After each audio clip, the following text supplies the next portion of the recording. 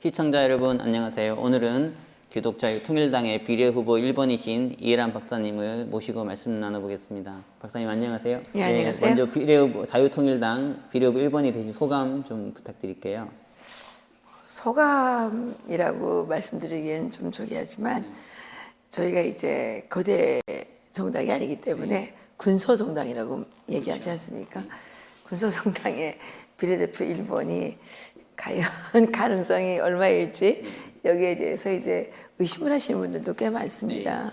그러니까 뭐 어떤 즐거움보다는 사실은 걱정이 좀 더 많이 있고요. 믿음이 약하면 못할 것 같은.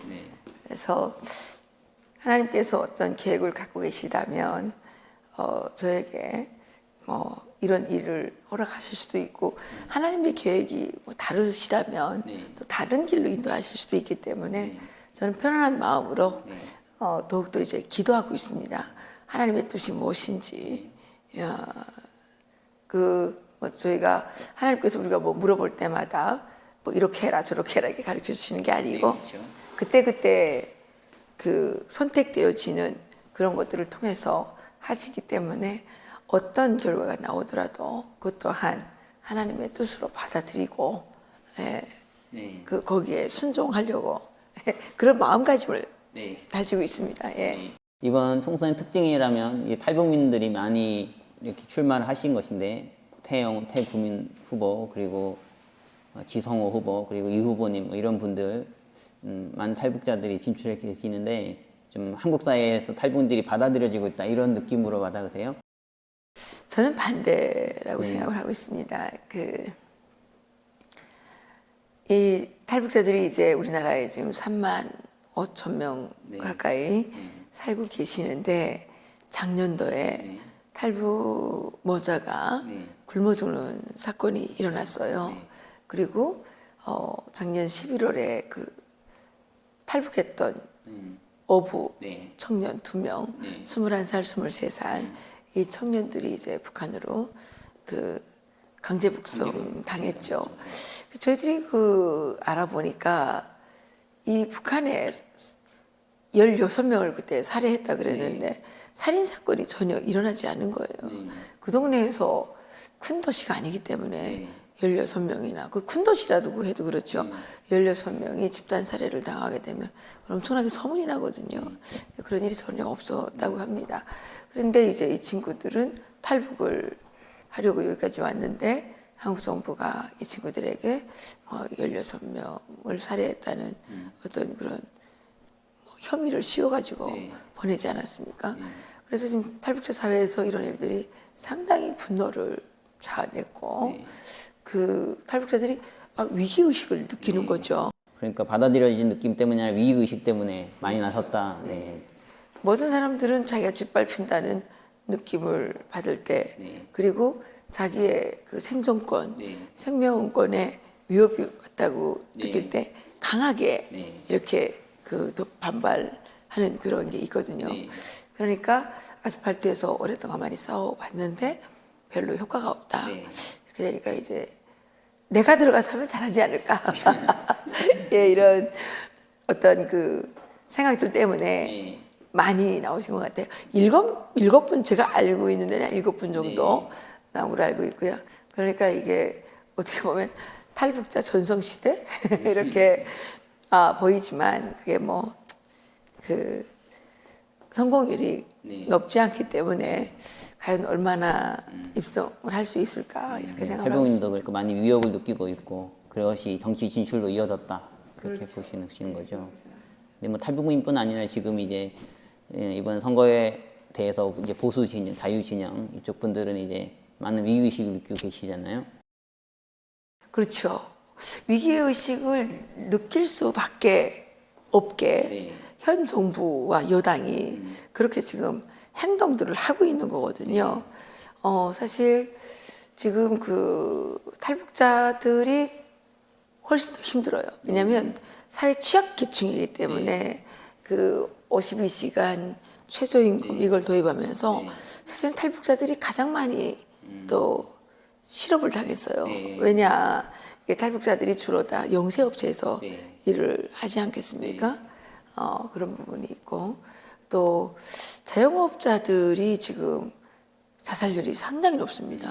최고입니다. 이 모든 그 직업군 중에서 그 지금 자살률 자체가 올라가고 있는데 언론들이 그걸 보도를 안 해요. 그런데 그 자살자들 중에 영세업체 소상공인들이 지금 대거 늘어나고 있거든요. 그렇게 되니까 지금 전통적으로 자유민주주의, 자유시장 경제 여기에 대해서 어떤 옳다고 생각했던 사람들은 상당히 위기를 느끼고 있는 거죠.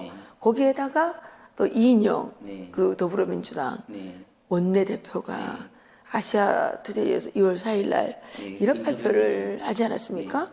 4.15 총선이 지나면 그 토지 공개념을 헌법에 도입하겠다.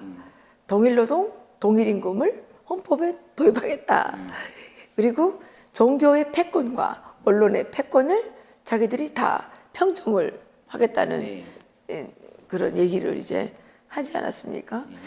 그런데 이제 사회주의 사회에서 직접 살아본 사람의 입장에서는 토지 공개념이라는 게 결국은 사회주의로 공산주의로 가는 그 첫 번째 단추거든요.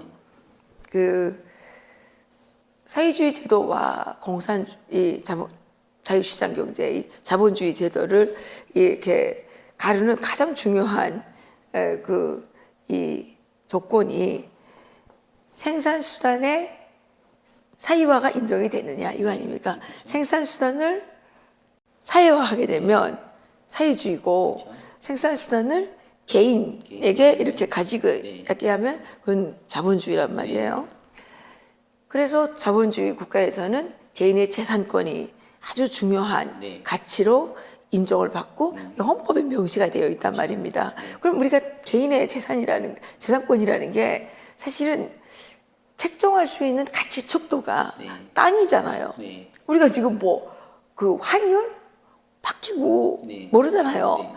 근데 이제 그 모든 그 재산의 가치를 책정할 때 땅으로 이제 많이 하지 않습니까?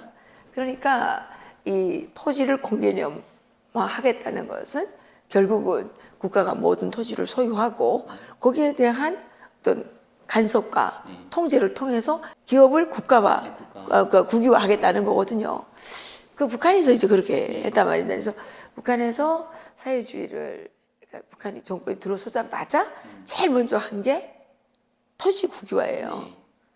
토지 개혁, 토지 개혁이고 토지를 이제 농민들에게 나눠주는 쪽 했다가 전쟁이 끝나자마자 협동화라는 어떤 과정을 통해서 다 국유화했지 않습니까?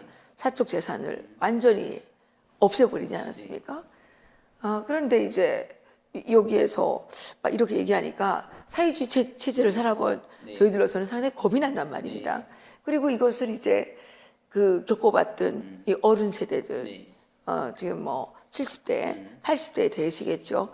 이런 분들은 전쟁 시기에 북한군들이 내려와서 했던 행위들을 아직도 고스란히 기억을 하고 있단 말이에요. 이런 부분들 때문에 지금 자유진영의 국민들이 상당히 위기의식을 느끼고 있고 동일노동, 동일임금 이것에 대해서는 사실 사람들이 많이 그 인지를 못하고 있던데 이거야말로 이게 배급제를 하겠다는 거거든요. 아니 신발 만드는 일하고 이빨 치료하는 일이 틀리는 아주 다르잖아요. 이걸 어떻게 동일노동으로 할 수가 있냐 말입니다. 그리고 벌어들이는 수익이 다른데 국가가 천편일률적으로 재정해서 월급을 주지 않으면 이게 동일임금이라는 거는 도저히 불가능한 거거든요. 그래서 북한은 그 동일임금이에요. 어떻게 돼 있냐면 그래서 월급이 다 똑같은 건 아니고 그 우리가 대학교를 졸업하잖아요. 졸업해서 금방 사회에 나가게 되면 이제 그 기사, 의사 이런 급수가 있어요. 급수가 이제 무급부터 시작하겠죠.